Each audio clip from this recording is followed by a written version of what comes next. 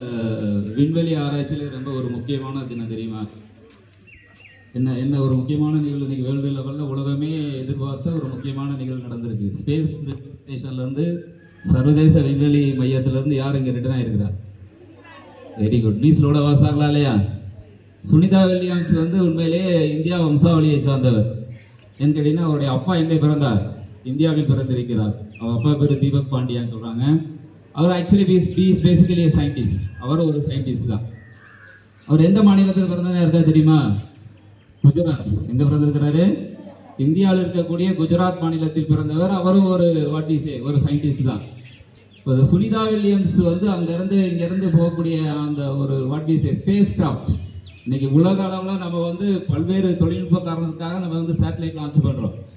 ராக்கெட்டுக்கும் சேட்டலைட்டுக்குள்ள ஒரு வித்தியாசம் என்னன்னு கேட்டிங்கன்னா, அந்த சேட்டலைட்டை குறிப்பிட்ட ஆர்பிட்டில் கொண்டு போய் நிலைநிறுத்தக்கூடிய பணியை செய்யக்கூடியதான் ராக்கெட்.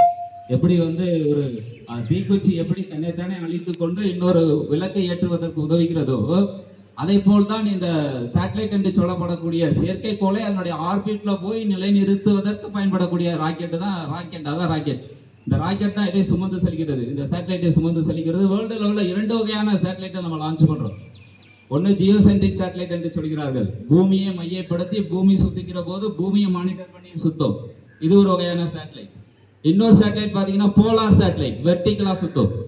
இந்த 2 வகையான சேட்டலைட்டு நமக்கு பல்வேறு வகைகளில் இன்னைக்கு நம்ம பயன்படுத்தக்கூடிய இன்டர்நெட், எங்கேயே நடக்கக்கூடிய ஒரு டிவி நிகழ்ச்சி எங்கேயோ டெலிகாஸ்ட் பண்ணக்கூடிய நம்ம ரிசீவ் பண்றோம்னா அதுக்கு காரணம் செயற்கைக்கோள் தான்.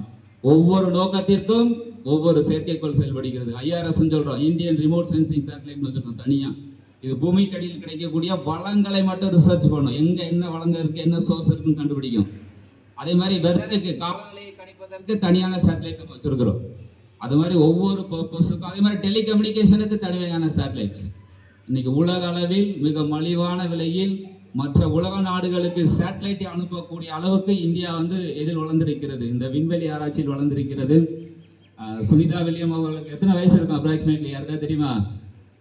எத்தனை வயசு கணிக்கலாம்? சுனிதான்னு கேட்பட்டு நம்ம எங்க நடப்போம். அவங்களுக்கு சீஸ் அரௌண்ட் 60 years old. 60 வயது பெண்மணி. இன்னைக்கு பார்த்தீங்கன்னா அவங்க 60 வயது ஸ்பேஸ்ல போய் ரிசர்ச் பண்ணி எவ்வளவு நாள் அங்கே மாட்டிக்கிட்டா யாரும் சொல்லலாமா? ஸ்பேஸ்ல யார் சொன்னதுப்பா? Very good. ஸ்ரீநமது வடியா கங்க்ராச்சுலேஷன். எத்தனை வாரம் அவங்க மாட்டிக்கிட்டாங்க? 9 மாதங்கள். எத்தனை மாதங்கள்? 9 மாதங்கள். ஓகே, போலாம். இப்போ அமெரிக்காவில் புளோரிடாங்கிற இடத்துல அந்த போன ஸ்பேஸ் கிராஃப்ட் இறங்கு. ஸ்பேஸ் கிராஃப்டை கொண்டு வரது ராக்கெட்டு தான். சுனிதா வில்லியம்ஸோட இன்னொரு நபரும் அசால்ட்டும் பயணித்தார். அவர் யாருன்னு சொல்லலாமா? யாருக்காவது தெரியுமா? நம்ம சுனிதா வில்லியம்ஸா ஃபேமஸாக கேள்விப்பட்டு இருக்கிறோம். அவங்களோட பயணித்த இன்னொரு அசால்ட் யாருக்கா சொல்லலாமா? யாருக்கு தெரியும்? விடை தெரியலையா? யாரும் சொல்றாங்களே, சொல்லுப்பா. Yes, Butch Wilmore. Very good. Butch Wilmore. அவங்கள யார் கூட டிராவல் பண்ணியிருக்காங்க? சுனிதா வில்லியம்ஸ். சுனிதா, வாழ்த்துக்கள். ஓகே. அதே மாதிரி இந்த ஸ்பேஸ் கிராஃப்ட் அங்கிருந்து இங்க வர்றதுக்கு கிட்டத்தட்ட எத்தனை மணி நேரம் டிராவல் பண்ணிக்கும் தெரியுமா? 17 மணி நேரம். எவ்வளவு நேரம்? 17 மணி நேரம் டிராவல் பண்ணி இன்னைக்கு பூமியை ரீச் ஆயிருக்கு. 2 பேர் மட்டும்தான் வந்தாங்களா? எத்தனை பேர் வந்தாங்க இப்போ ரிட்டர்ன் ஆகும்போது? கரெக்டாக சொல்றீங்க. 4 பேர் ரிட்டர்ன் ஆயிருக்கிறாங்க. நம்ம நினைக்கிற மாதிரி ஏதோ இந்த ஸ்பேஸுக்கு போயிட்டு வர்றது புதுக்கோட்டைக்கு பஸ்ஸில் போயிட்டு வர மாதிரி கிடையாது சார். இந்த புதுக்கோட்டை வரைக்கும் போயிட்டு வந்துடும் சார், 1/2 மணி நேரத்தில் சொல்லலாம். ஸ்பேஸில் என்ன கிடையாது? சொல்றீங்களா? கரெக்டாக சொல்றீங்களா? என்னது? கிராவிட்டி கிடையவே கிடையாது. அங்கே சூரியன் எத்தனை முறை உதிச்சலாம்? நமக்கெல்லாம் ஒரு முறை தான் உதிக்கிறது. அங்கே ஸ்பேஸில் 16 முறை உதித்திருக்கிறது டெய்லி.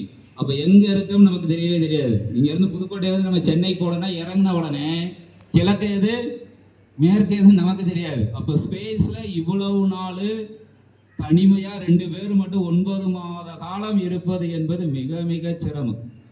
அங்க கிராவிட்டி இல்லாததுனால இவங்க கிட்டத்தட்ட ஒரு 6 மாத காலம் அவங்க ரெக்கவரி ஆகிறதுக்கு 6 மாத காலம் ஆகுறாங்க. பிளட் ப்ரெஷர், நரம்பியல் மண்டலம், அவங்களோட இன்னும் எலும்பு சிதைவு ஏற்படுங்கிறாங்க.